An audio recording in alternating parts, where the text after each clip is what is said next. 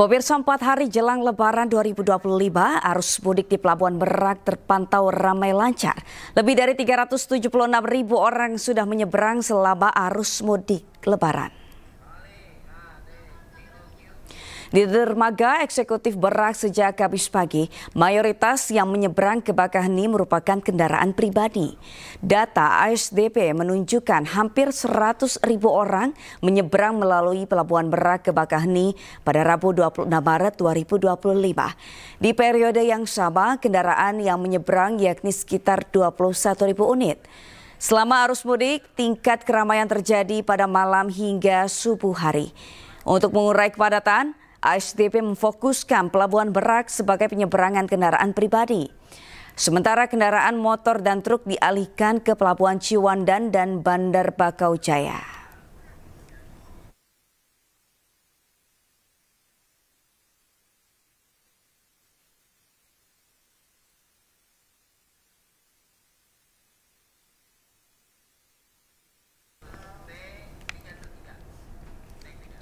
Dan pemirsa, untuk mengetahui informasi terkini, kita sudah terhubung dengan Indra Setiabudi di Pelabuhan Merak, Banten.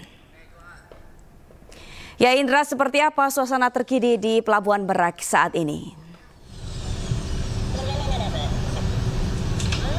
Ya, selamat sore Sabrina dan juga pemirsa, dapat kami informasikan situasi terkini 4 hari jelang Hari Raya Idul Fitri 1446 Hijriah. Anda bisa saksikan di belakang saya ada 30 saf di samping menuju ke belakang nih, antrian 100 meter ke belakang ini Sabrina dan juga pemirsa, ini sangat padat sekali. Kalau kita bandingkan dengan berapa hari kemarin Sabrina dan juga pemirsa, bahwa ini tuh sangat sepi di waktu siang hingga sore hari, dan ramainya ini pada waktu malam hari jelang dini hari. Namun di kurang 4 hari lagi jelang Hari Idul Fitri ini animo masyarakat sudah meramaikan dari pagi hingga sampai sore hari ini. Anda bisa saksikan yang mana setidaknya ASDP mencatat sudah ada 300.000 lebih penumpang yang sudah diberangkatkan dengan menggunakan 50 kapal feri, dan perlu diketahui bahwa perharinya tadinya di waktu normal hanya sekitar 20 kapal saja yang disediakan standby di jalur Pelabuhan Merak Banten ini, namun naik sehingga ASDP menambahkan sejumlah berapa puluh kapal lagi untuk mengakomodir ribuan masyarakat yang akan menyeberang melalui Pelabuhan Merak Banten menuju Pelabuhan Bakaheni Lampung. Dan kalau kita informasikan juga, namun situasi terkini walaupun padat untuk antrian kendaraan, Sabrina dan juga pemirsa, perlu diketahui untuk jalanan menuju Pelabuhan Merak, pantauan kami masih terpantau lancar sekali. Tidak ada antrian maupun juga kepadatan, kemacetan, yang mana ini diprediksi terkait bahwa puncak arus mudik ini akan jatuh pada esok hari, dan kami masih menantikan terkait puncak arus mudik tersebut, dan pihak SDP juga memberikan diskon tiket kapal yang mana sekitar 35% hingga sampai periode 30 Maret 2025 hingga pukul 20.00 waktu Indonesia Barat. Dan selain itu juga beberapa skema itu juga nanti akan dilakukan terkait nanti ketika ada kepadatan, nantinya pihak dari kepolisian akan melakukan sistem ganjil genap di ruas tol Tangerang menuju Merak. Dan kami akan coba mencari salah satu pemudik yang akan hendak bermudik ke kampung halamannya. Bang, selamat sore Bang. Ya, sore.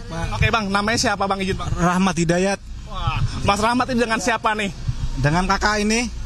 Keluarga. Iya. Dan ini dari mana mau kemana nih Mas Rahmat nih? Ini dari Bogor mau ke Lampung Tanggamus. Oke. Ini antrian ini berapa lama sih nunggunya ini, sejak kapan ya? Ini lancar.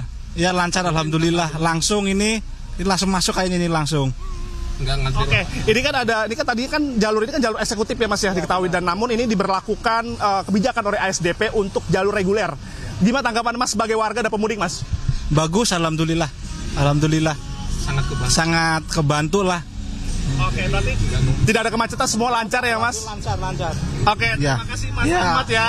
Hati-hati di jalan Mas. Ya Sabrina dan juga pemirsa, begitulah hasil wawancara. Memang walaupun terjadi tadi kepadatan, namun di jalan menuju area Merak ini sangat lancar sekali, tidak ada kemacetan maupun juga kepadatan yang berarti menuju Pelabuhan Merak Banten. Dan kalau ketahui Sabrina dan juga pemirsa, bahwa jalur ini merupakan jalur eksekutif, yang mana untuk ASDP memberikan kebijakan bagi masyarakat, yang mana jalur eksekutif ini berubah untuk semua menjadi jalur reguler, yang mana ini murah, sehingga budget itu jadi murah begitu Sabrina, yang mana ini sangat membantu sekali untuk masyarakat dengan harga terjangkau. Mereka tidak merasakan kepadatan yang berarti. Dan dapat kami informasikan juga, diketahui bahwa kemarin ini beberapa pejabat dari Kapolri maupun dari Panglima TNI dan Menko PMK juga sudah meninjau secara langsung terkait persiapan puncak arus mudik yang akan jatuh esok hari Sabrina. Dan kami masih akan menunggu update terkini terkait proses perjalanan menuju para pemudik ini menuju Merak, dari Merak menuju Lampung. Demikian Sabrina. Baik, terima kasih. Kita beralih ke informasi selanjutnya pemirsa. Kita juga akan memantau sejumlah titik yang ramai dilintasi pemudik melalui jalur darat seperti di Palikanci dan Kalikangkung.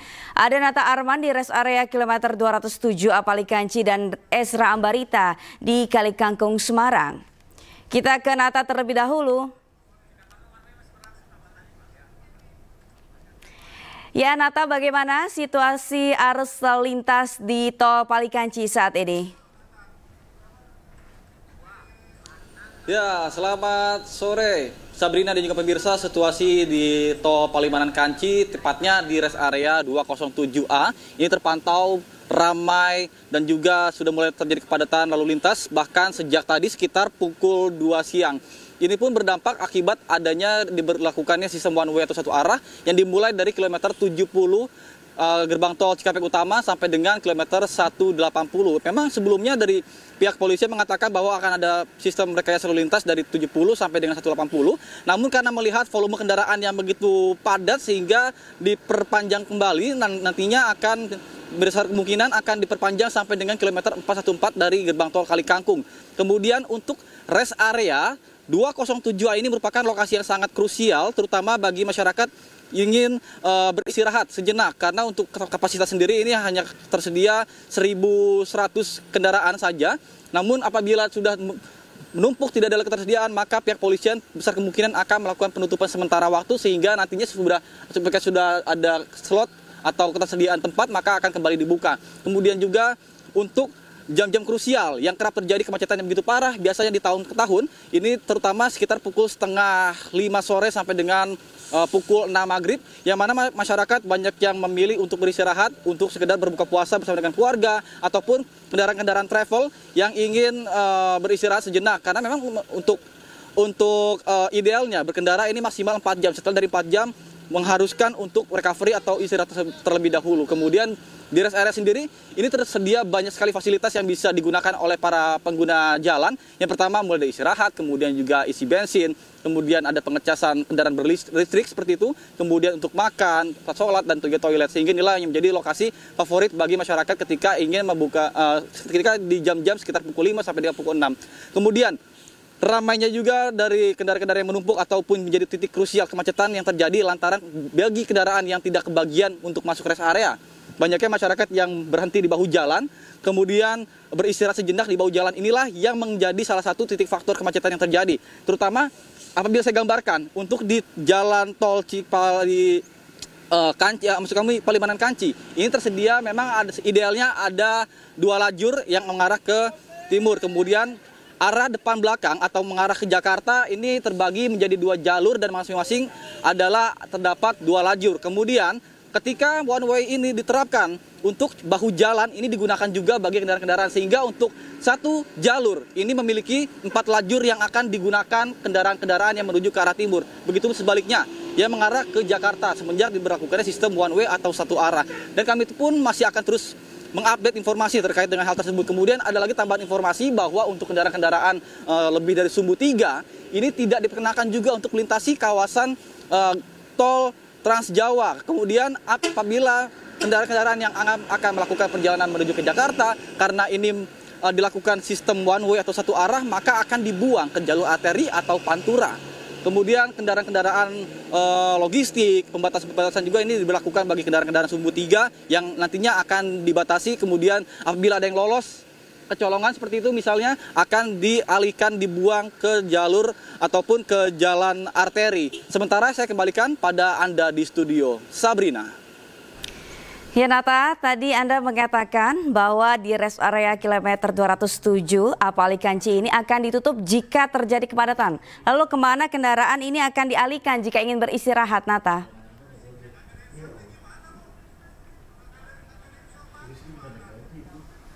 Sendiri ini apabila terjadi kepadatan lalu lintas dan juga sudah tidak ada ketersediaan yang ada, kemudian nantinya diharapkan ataupun dari pihak polisian menghimbau untuk melakukan istirahat, bisa keluar tol dari sini, kemudian juga memilih ke jalur arteri, karena di jalur arteri juga banyak sekali rest area yang disediakan dan juga posko-posko mudik yang bisa digunakan bagi masyarakat yang ingin beristirahat sejenak.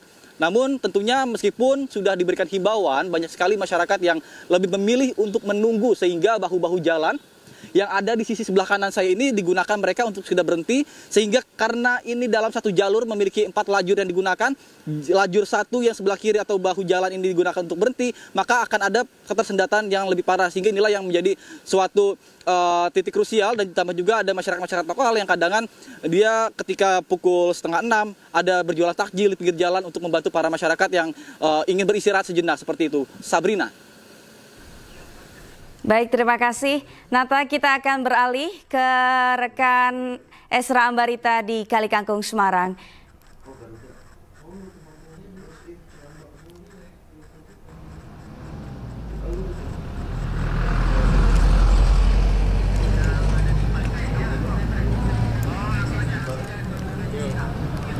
Ya, terima kasih Nata. Kita akan ke Esra Ambarita di Kali Kangkung, Semarang. Esra, bagaimana situasi arus lalu lintas di Kali Kangkung? Ya, Sabrina dan juga pemirsa, kalau di gerbang tol Kali Kangkung ini kepadatan sudah mulai tampak dari sore hingga nanti diperkirakan akan bisa padat di malam hari. Ini berdasarkan pernyataan ataupun wawancara kami dengan Dirlantas Polda Jawa Tengah beberapa waktu lalu. Nah, meskipun sudah bertambah volume kendaraannya, ini namun masih bisa terkontrol dan terkendali oleh petugas maupun dari pihak kepolisian untuk mengurai kemacetan. Nah, pemirsa, kami akan gambarkan situasi terkini di layar kaca televisi Anda bahwa saat ini volume kendaraan yang mengarah ke Jawa Tengah maupun ke arah Jawa Timur ini tampaknya sudah mulai padat, namun belum diberlakukan rekayasa lalu lintas karena masih traffic countingnya ini di bawah angka 5.000. Karena berdasarkan pernyataan Korlantas, apabila nanti menyentuh di angka 5.000 hingga 6.000, barulah akan diberlakukan nanti rekayasa lalu lintas, yakni berupa one way ataupun sistem satu arah. Jadi memfokuskan para pemudik yang dari arah Jakarta untuk keluar melintasi gerbang tol Kali Kangkung yang mengarah